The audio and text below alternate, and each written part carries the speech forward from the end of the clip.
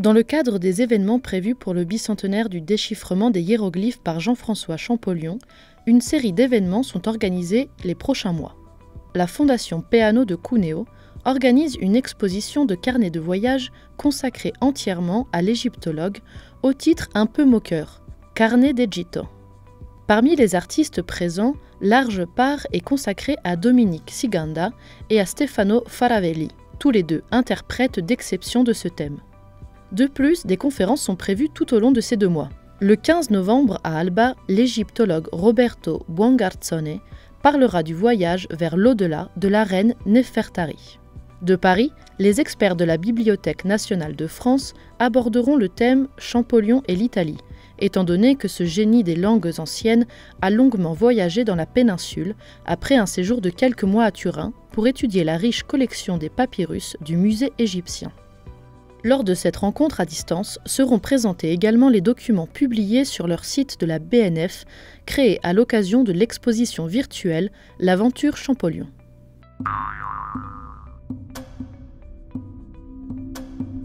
En 1822, Jean-François Champollion parvient à déchiffrer les hiéroglyphes égyptiens. Apparu dans la vallée du Nil il y a 5000 ans, cette écriture complexe s'était perdue depuis longtemps et sa signification restait obscure. Comment ce jeune professeur d'histoire ancienne, passionné d'Égypte antique et de langues orientales, parvient-il à percer les mystères des hiéroglyphes ?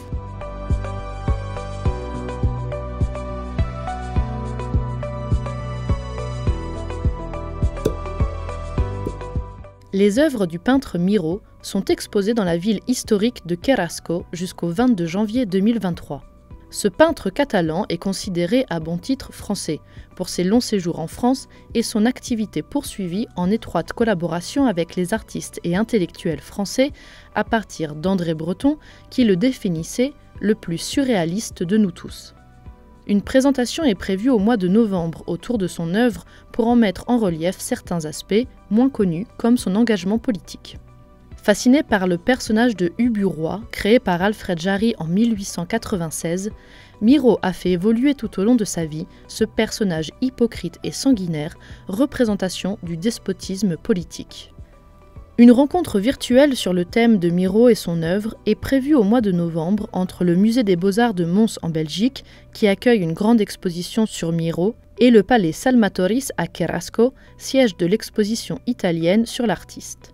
Une belle rencontre entre 2 villes historiques qui rendent hommage à un artiste universel. La mostra che si è aperta oggi a Carrasco racconta la storia artistica di Miro, il suo sogno e la sua continua evoluzione attraverso le opere dell'artista catalano, ma anche tantissime opere, alla fine poi sono 100 opere ospitate, di tutti gli artisti che con lui hanno dialogato nel corso della sua lunghissima carriera e vita. Abbiamo opere di Mathieu, abbiamo opere di Hartung, ma anche di Chirico, surrealisti, quindi una rassegna completa che dà una bellissima visione dell'arte moderna e contemporanea dai primi del Novecento fino a oggi fondamentalmente.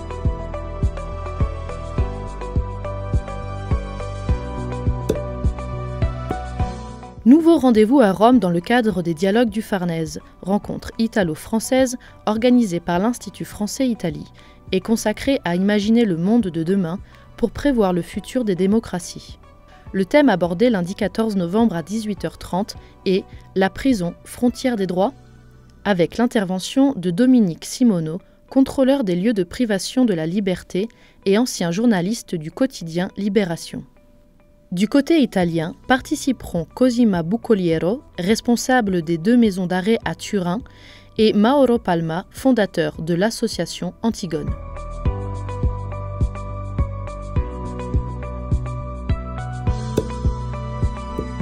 La 59e Biennale de Venise est ouverte au public jusqu'au 27 novembre.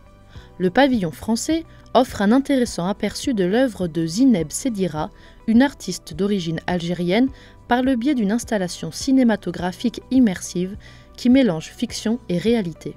Le pavillon, qui a pour titre « Les rêves n'ont pas de titre », nous renvoie aux années 1960-1970, caractérisées par la décolonisation, les luttes pour la liberté, la solidarité et l'identité en France, en Algérie et en Italie. Cette installation couronne 2 années de recherche documentaire qui ont permis à l'auteur de retrouver, entre autres, un film disparu du metteur en scène Ennio Lorenzini, Les Mains libres.